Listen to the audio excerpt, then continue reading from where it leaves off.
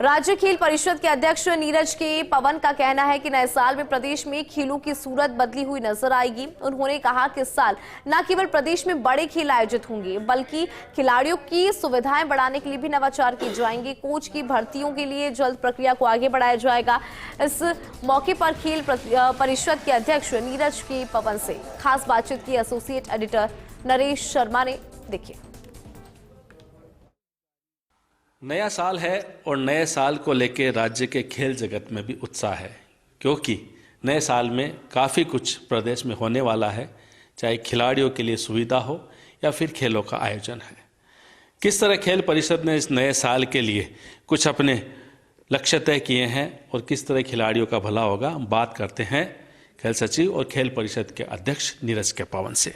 सबसे पहले तो आपको नए साल की शुभकामनाएं। और नया साल 2025 की हम बात करें तो 25 जब आता है तो युवाओं का कहा जाता है जी। तो इस नए साल को लेकर किस तरह के लक्ष्य आपने खासकर तय किए हैं कि खेलों का विकास हो, खिलाड़ियों का विकास हो और जहां आपको जिम्मेदारी सरकार ने दी है उस जिम्मेदारी को बेहतर तरीके से निभा सके? देखिए, आपको मेरी ओर से नववर्ष की बहुत बहुत शुभकामनाएं। राज्य सरकार की मंशा के अनुसार इस 2025 के वर्ष को खेलों के विकास के लिए, खिलाड़ियों के कल्याण के लिए हम पूरी कोशिश करेंगे कि पूरे साल भर खिलाड़ियों के लिए, खेलों को आगे बढ़ाने के लिए लगातार गतिविधियां काउंसिल के माध्यम से होती रहें। उसी की शुरुआत के तौर पे आपने देखा है कि जनवरी के प्रथम सप्ताह में ही वॉलीबॉल के नेशनल गेम्स होने जा रहे हैं, जो कि 4 साल बाद, काफ़ी लंबे समय बाद ये गतिविधि हमको मिली है। पूरे देश से वॉलीबॉल की टीमें आएंगी। राजस्थान के खिलाड़ियों को बहुत कुछ सीखने का मौका मिलेगा, क्योंकि आपको पता है कि वॉलीबॉल ऐसा गेम है जो राजस्थान में बहुत ज़्यादा प्रचलित है, गांव-गांव में खेला जाता है।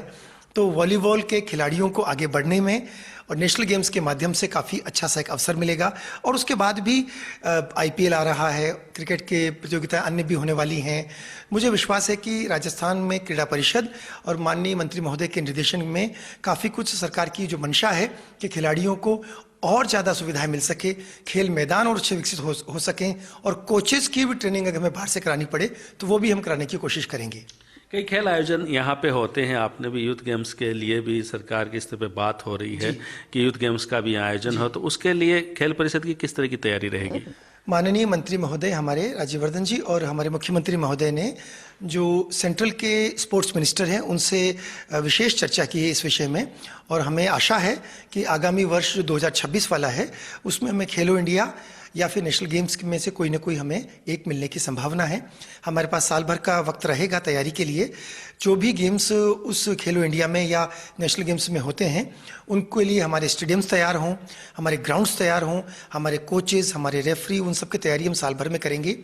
और जो कि उत्तराखंड में अभी गेम्स होने जा रहे हैं, नेशनल गेम्स, वहाँ हम तैयारियों को देखने के लिए यहाँ से एक स्पेशल टीम भी भेजेंगे जो देख करके आए कि वहाँ पर किस प्रकार की तैयारियाँ की जानी है। भारत सरकार का अगर हमें सहयोग मिला तो हम अगले वर्ष में नेशनल गेम्स या खेलो इंडिया गेम्स हमें मिलने की पूरी संभावना है।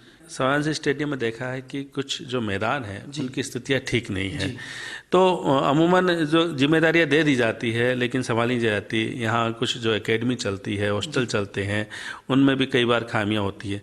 तो क्या कुछ ऐसा जिम्मेदारियाँ तय होगी और खासकर आप खुद इस तरह मॉनिटरिंग करेंगे कि आप खुद जाके देखें कि मैदान की स्थिति में कैसे उनको अप टू डेट रखा जाए? आपने बिल्कुल सही कहा कि जो भी खेल मैदान है उनको, उनका रख रखाव अच्छे से हो, उसके लिए मैं खुद हर ग्राउंड को जाके देख रहा हूँ। वहाँ जो भी कमियां हैं उसको ठीक करवा रहे हैं, और वो कमियां पूरी होने के बाद वो खेल मैदान का स्टैंडर्ड वैसा ही मेंटेन रहे जैसा कि अंतर्राष्ट्रीय स्तर पर आवश्यक है। उसको सुनिश्चित करने के लिए हम लगातार मॉनिटरिंग कर रहे हैं।